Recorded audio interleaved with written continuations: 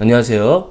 오늘은 재무 비율에 대해서 함께 배워보도록 하겠습니다. 우리가 그동안 재무제표에 대해서 배워왔는데요. 이제 그 배운 내용을 바탕으로 해서 우리가 이제 그 재무 비율에 대해서 배우게 될 텐데요. 일단 재무제표 3요소에 대해서 잘 모르시는 분들은 제가 기존에 제작했던 영상들을 보신 다음에 요거를 시청해 주시면 이해가 되실 거라고 생각됩니다. 잠깐 오늘 알아볼 내용을 약간 보면 우리가 네이버에 들어가서 이렇게 특정 기업 하나를, 자 오늘은 삼성 바이오로직스를 한번 볼게요. 이렇게 내려보시면 여기 기업 실적 분석이라고 있어요. 여기 쭉 나와 있잖아요. 여기서 매출액, 영업이익, 당기순이익 이렇게 나와 있는데 이 부분은 우리가 재무제표에서 어디를 살펴보면 되죠? 네, 저희가 같이 배웠었죠. 이 부분은 손익계산서를 보면 나와 있는 부분이고요. 요 밑에 나와 있는 영업이익률, 순이익률, 뭐 ROE, 뭐 부채 비율 쭉쭉쭉 나와 있죠. 요 내용들이 재무 비율인데 요게 바로 오늘 배워볼 내용인데요. 이 중에서 일단 여기 지금 영문으로 되어 있는 부분은 나중에 차근차근히 배워보도록 하고요. 오늘은 이렇게 한글로 되어 있는 부분들만 살펴볼 거예요. 자, 그러면 계속해서 이어나가도록 할게요. 자, 일단 여기 아름다운 한가인 씨가 있죠. 우리가 이렇게 미인들을 볼 때 이렇게 아름답다고 느끼는 거는 어떠한 황금 비율을 갖고 있기 때문이에요. 그렇죠? 그래서 이 비율들이 예쁜 비율을 갖고 있기 때문에 우리가 봤을 때 아름답다 이렇게 느끼는데요. 마찬가지로 우리가 재무제표상에서도 어떤 비율들이 얼마 정도를 가질 때 이게 황금 비율이 되는지, 그러니까 그 회계장부가 이렇게 좀 건전한지 건강한지 이런 게 좀 황금 비율이라 생각할 수 있거든요. 그래서 그러한 비율에 대해서 오늘 살펴볼 텐데요. 일단 첫 번째 재무 상태표에서 우리가 구할 수 있는 재무 비율을 살펴볼 거고요. 두 번째 손익계산서와 관계된 재무 비율을 살펴볼 거고요. 마지막은 배당과 관련된 재무 비율을 살펴보도록 할 거예요. 네, 오늘 진행할 순서는 요거랑 조금 다를 수 있어요. 네, 그러면 자, 첫 번째 재무제표에서 손익계산서와 재무상태표를 잠깐 볼게요. 자, 여기 왼쪽에 있는 재무상태표는 1년 전이고요. 오른쪽은 1년 후예요. 그래서 그렇게 생각을 하시면 될 것 같고요. 잠깐 살펴보면 지금 여기 지금 손익계산서를 보면 1년 동안 보니까 순이익을 240만 원 냈어요. 그쵸? 우리가 자판기 사업 그동안 계속 설명했었는데 자판기 사업으로 1년에 240만 원 네, 이익을 냈고요. 여기서 절반 120만 원은 주주들한테 배당금을 줬고요. 요 남는 120을 우리가 유보금 아니면 이익 잉여금 이렇게 얘기하거든요. 요 120만 원이 더 늘어나서 요게 지금 추가가 된 거거든요. 그래서 요 자본 안에 이익 잉여금으로 들어가서 120만 원이 늘어나게 되고요. 지난번에 얘기했지만 그 왼쪽에 있는 차변과 오른쪽에 있는 대변이 서로 똑같이 우리가 적어줘야 되기 때문에 오른쪽에 120을 썼기 때문에 왼쪽에도 120을 잡아줘야 돼요. 그래서 요거는 우리가 이제 현금성 자산, 우리가 현금이나 어떤 현금성 자산을 당좌 자산이라고 하거든요. 그래서 여기 당좌 자산으로 120만 원을 이렇게 올리게 됩니다. 그러면 왼쪽에도 다 더해 보시면 1120, 오른쪽에도 1120으로 갖게 되거든요. 네, 차변과 대변의 값이 일치하게 됩니다.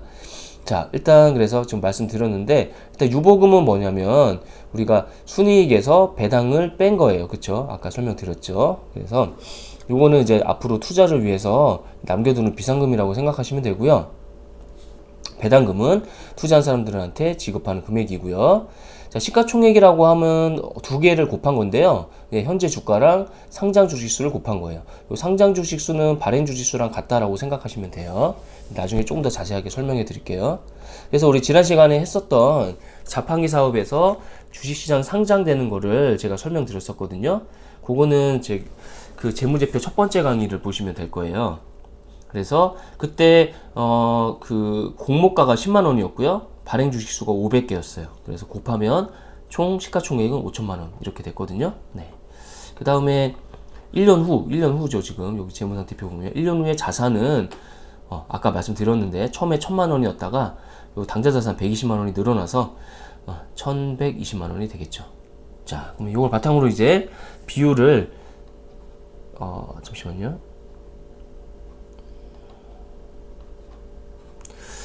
자, 여기 그 1년 후에 순자산도 볼까요? 1년 후에 순자산. 여기서 순자산이라고 하면 자본을 얘기하는데 여기도 처음에 500만 원이었다가 120만 원이 늘어나서 620만 원이 되겠죠. 자, 그러면 이제 비율들을 좀 구해 보도록 할게요. 일단 자, 주당 배당금이라는 용어가 있거든요. 네. 그러니까 무슨 얘기냐면 한 주당 배당금 받게 되는 배당금이라 생각하시면 되거든요. 그러니까 전체 배당금은 120만 원이었죠. 그 전체 배당금에서 우리가 네, 주식수로 나누면 돼요. 근데 아까 주식수가 500개였죠. 그래서 우리가 120 나누기 500 하면 2,400원이 나와요. 그래서 이게 한 주당 배당금이 되겠고요. 쉽게 말해서 주식 하나 갖고 있는 사람이 받게 되는 배당금이라 생각하시면 돼요. 자, 시가 배당률 아주 중요한 개념인데요. 많이 쓰이는 거예요. 이게 약간 어떤 의미냐면 은행에다가 돈을 넣었을 때 받게 되는 이자라고 생각하시면 돼요. 자, 어떻게 계산하냐면 배당금을 시가총액으로 나누면 돼요. 아까 배당금이 120만 원이었고 시가총액이 5천만 원이었죠. 네. 근데 요거를 이렇게 생각하시면 되는데 요 배당금은 자, 주식수가 이쪽 좌변으로 이항해서 넘어가면 주당 배당금 곱하기 주식수가 되겠죠. 그리고 시가총액은 주가 곱하기 주식수예요. 분모 분자의 주식수가 약분이 되면 주가분의 주당 배당금만 남게 되겠죠. 그래서 이렇게 계산하셔도 돼요. 그래서 위에서 구한 주당 배당금 2,400원을 넣어 주시고요. 그 다음에 주가 10만 원 이렇게 하시면 네, 2.4% 이렇게 나와요. 그러니까 어떤 뜻이냐면 내가 요 자판기 사업에 투자하면 1년에 받게 되는 이자가 2.4%다. 이렇게 생각할 수 있는 거예요. 그래서 요 정도면 뭐 괜찮죠. 그쵸? 은행 이자보다 현재 높죠. 현재 은행 이자가 2%가 안 되니까요. 네. 여기 시가 배당률이고요. 자, 그 다음에 배당 성향이 있어요. 네. 그러니까 이렇게 생각하면 돼요. 성향. 뭐 어떤 사람이 갖고 있는 성격 같은 것처럼 어떤 성향이 있다라고 얘기하잖아요.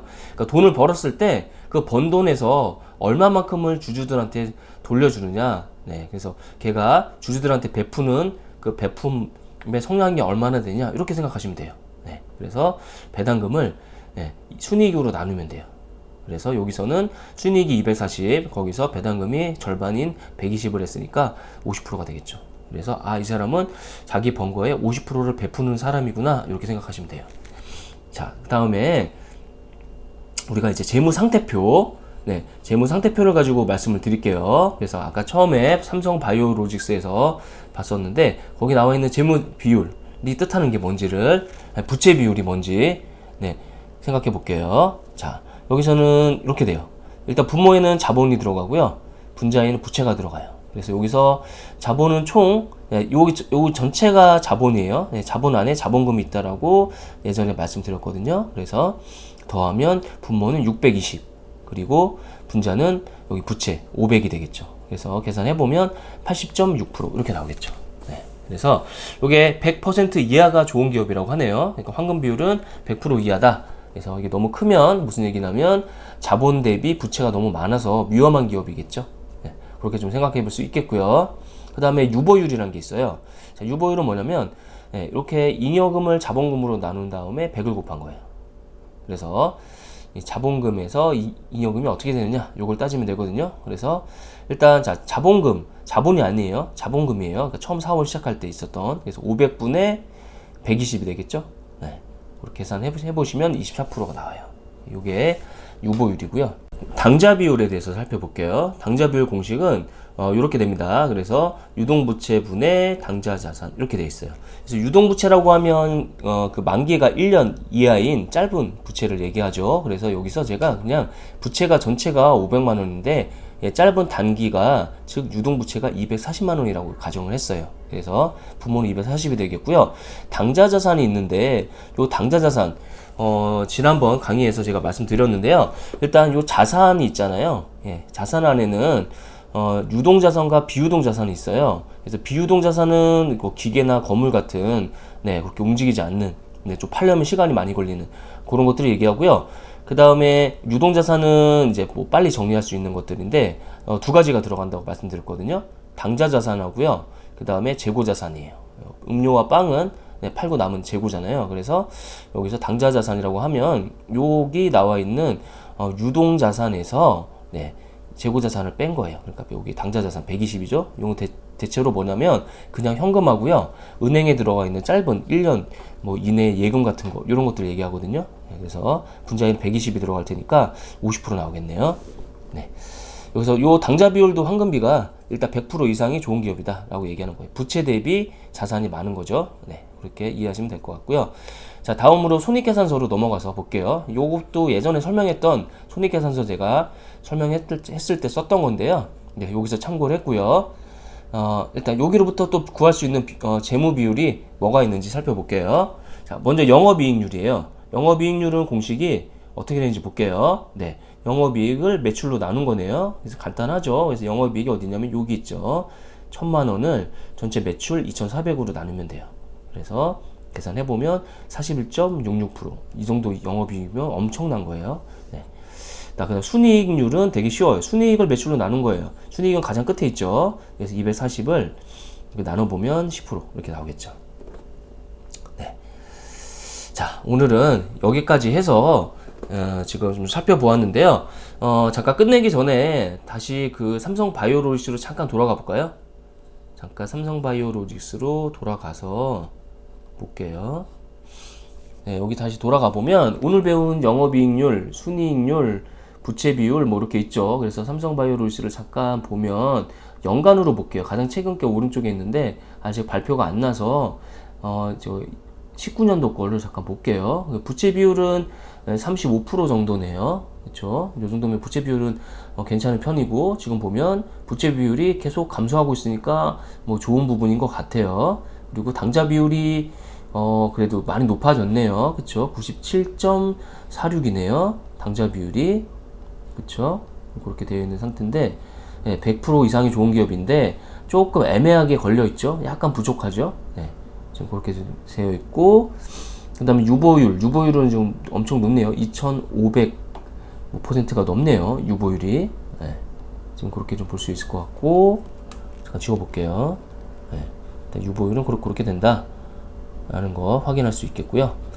그 다음에 뭐 순이익률, 영업이익률 볼까요? 영업이익률은 지금 예상되는 아직 발표 안 났죠. 네, 한 3월쯤에 나올 것 같은데 요 2라고 붙은 거는 어닝이라고 이제 보시면 되는 건데 앞으로 이제 그 이익을 예상치를 발표를 한 거예요. 아직 정확한 건 아니고 확정치는 아니고요.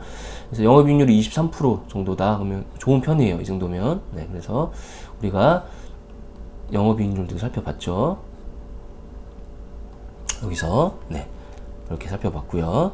그 다음에 순이익 여기 순이익률은 조금 떨어지네요. 그쵸? 그래서 19.24% 나쁘지 않은 것 같아요. 네, 그래서 요런 내용들을 오늘 같이 좀 살펴봤어요.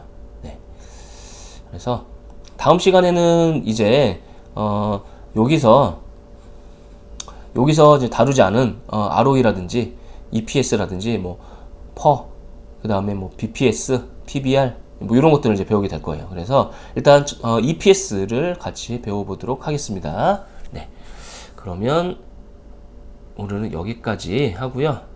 마치도록 하겠습니다. 네, 감사합니다.